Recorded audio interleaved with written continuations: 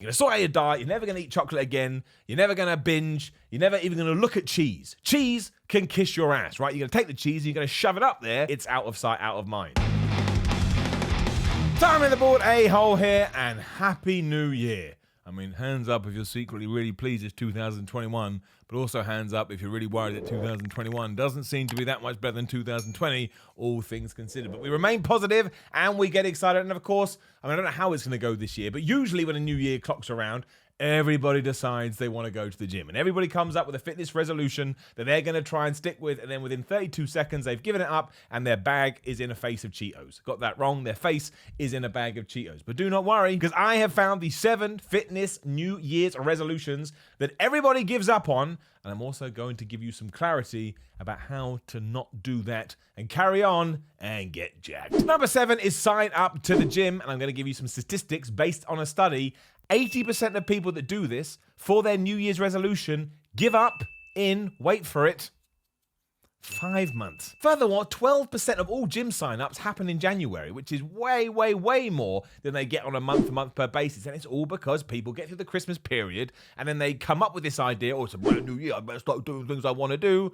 And then they just fall off the wagon. And the reason they fall off the wagon is because their means for doing this or their decision-making to do this is just absolute. It's just based on that. It's based on the fact we went from December 31st to January 1st, and all of a sudden you've got to get in shape.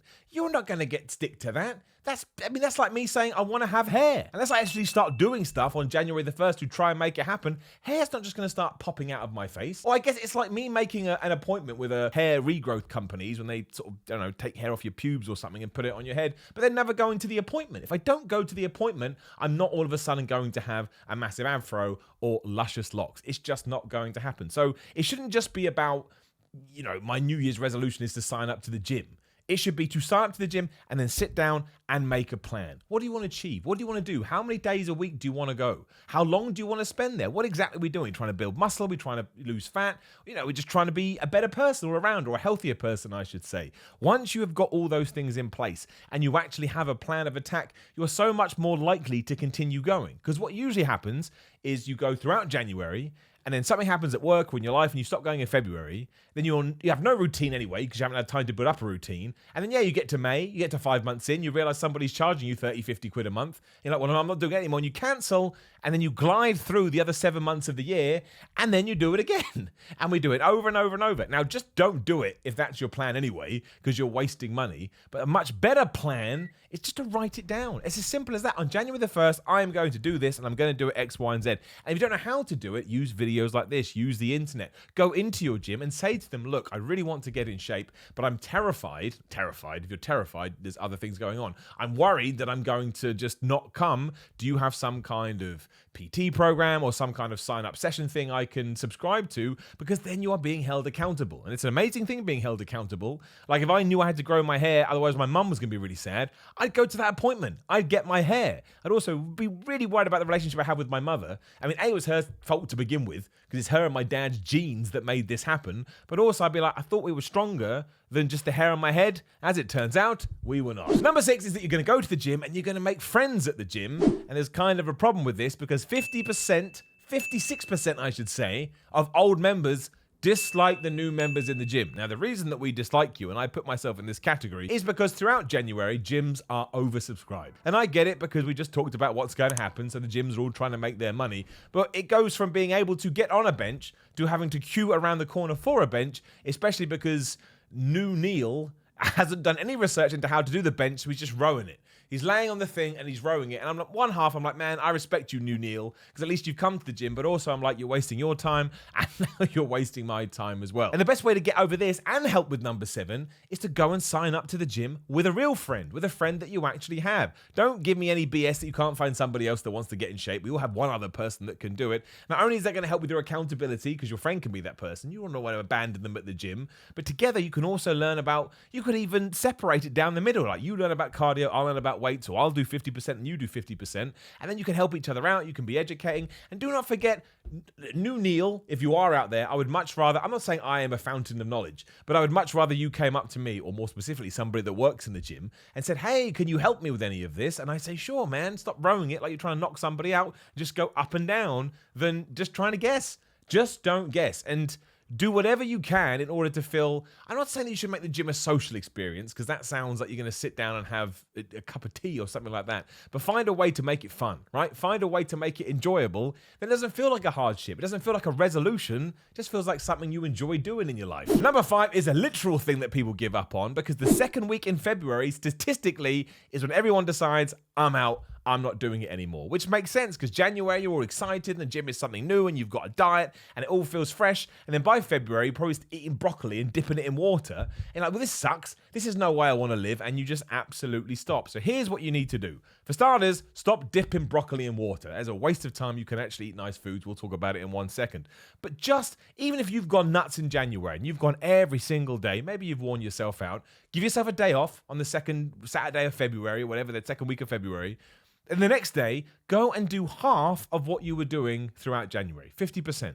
So if you were going for 90 minutes, now you shall go for 45. If you were going for 60 minutes, now you shall go for 30, right? As soon as you start doing that, mentally you're like, well, I can easily do that because it's half of what I was doing, so it sounds really easy. And I bet, one, when you get there, you do the full session anyway because you've turned up at the gym, but also you're not going to talk yourself out of it. You're not going to over-intimidate yourself, and then you can actually start to get in a flow. And when you get in a flow and you start learning and start educating yourself, then you naturally will increase your time spent at the gym because you will know what you will doing. And also just put it in your head right now. I know how many people are going to watch this video. Put it in your head right now. I'm going to sign up for the gym in January, but come February, second Saturday in February, the dreaded day, I'm not going to quit. No matter what, on that day, if you want to eat pizza and Cheetos and pie and ice cream and chocolate, you do it. You do it. But the next day, you go to the gym and you just go for 30 minutes. And then you get back in touch and you'll tell me it didn't work, but damn it, I tried. And number 4 is to get in any kind of shape. And that is the number 1 New Year's resolution that people make. I just want to get in shape. And that can take on many forms. 73% of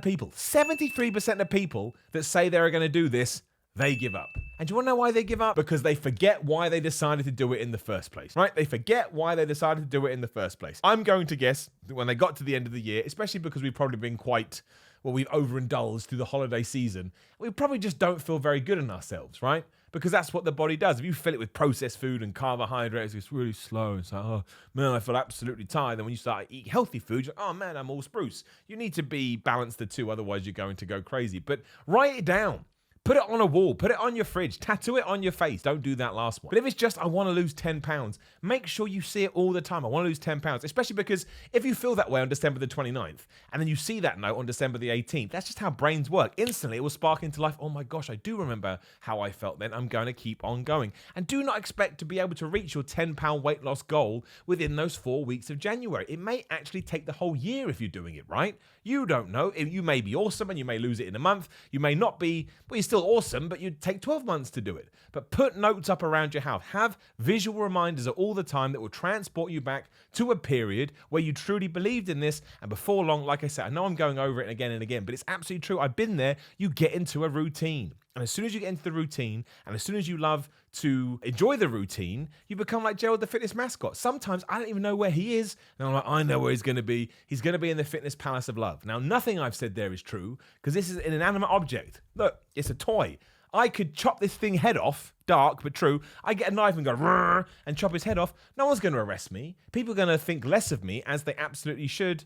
But I don't even know how we got here. Point is, write it down. Number 3 is that you're going to sort out your diet. You're going to sort out your diet. You're never going to eat chocolate again. You're never going to binge. You're never even going to look at cheese. Cheese can kiss your ass, right? You're going to take the cheese and you're going to shove it up there. That way it's out of sight, out of mind. Do not do this, right? Well, don't put cheese up your ass for many reasons. But do not do a 180. Do not do a 180. Don't go from, like I say, I've been eating pizza all the time. Now I'm eating broccoli and water. Find the balance, find the moderation, because you're just going to hate it. So I hate the word diet. It should be anything's a diet. I can go on a pizza diet where I eat pizza all the time.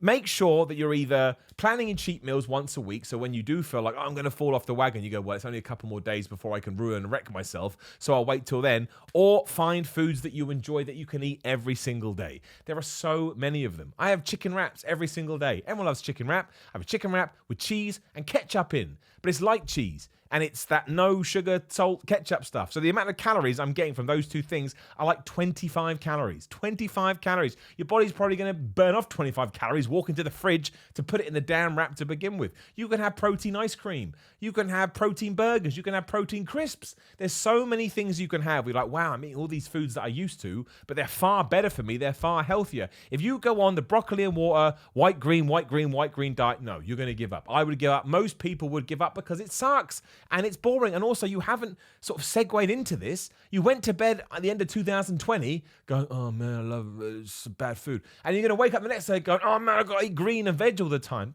You can't change your brain mindset that quickly. You just can't. And also, you don't have the benefits, not the right word, but you don't have the joy and the satisfaction of seeing your body changing yet, right? When you see your body changing, man, you're going to start dipping everything in water. Broccoli, I absolutely love it. But before then, let's say you're overweight, right? You're overweight, and now you're also not eating food that you want.